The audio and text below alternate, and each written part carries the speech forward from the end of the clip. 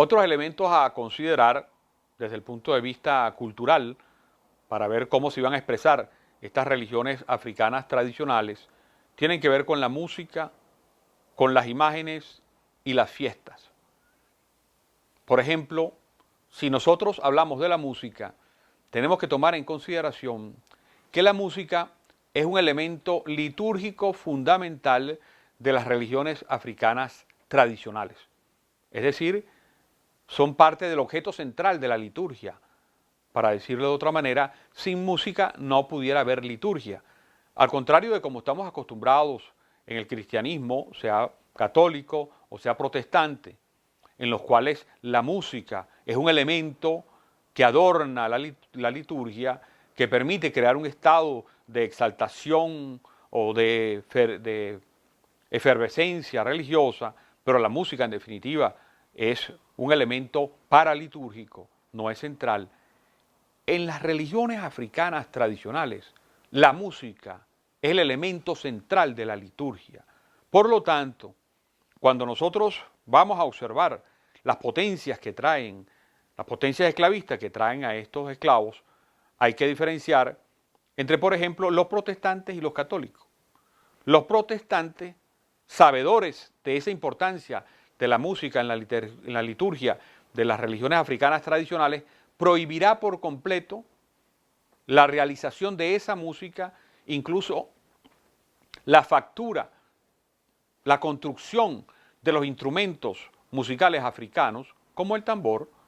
Por ejemplo, en las colonias que se establecieron de Inglaterra en los actuales Estados Unidos, se castigaba a aquel esclavo que lo encontraran construyendo un tambor cortándole las manos. Estaba absolutamente prohibido.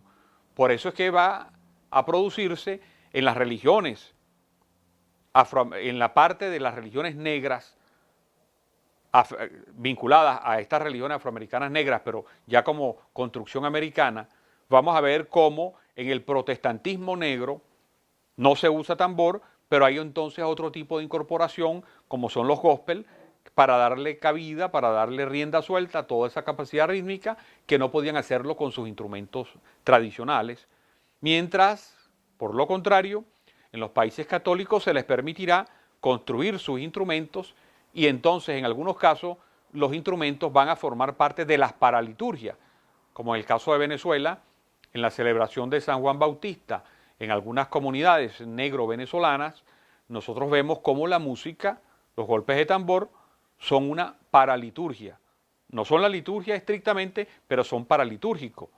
Y para que nosotros podamos ver la música litúrgica africana, tendríamos el ejemplo de los tambores de atabales en República Dominicana, en donde los tambores son el eje central de esa liturgia para hablar de esta religión afroamericana negra de República Dominicana, o de los tambores batá, para hablar de la santería o regla de Ocha en Cuba. Entonces aquí es muy importante que eso que se da en Cuba y eso que se da en República Dominicana se da en países de colonización católica, en donde habían llevado esclavos y habían sido aculturados dentro del catolicismo, mientras los gospel, por ejemplo, en Estados Unidos habían sido aculturados dentro del protestantismo. Por eso un elemento esencial es el de la posibilidad o no de usar la música como liturgia o paraliturgia, y que se expresaba en la posibilidad o no de construir los instrumentos de música africano, empezando por el tambor.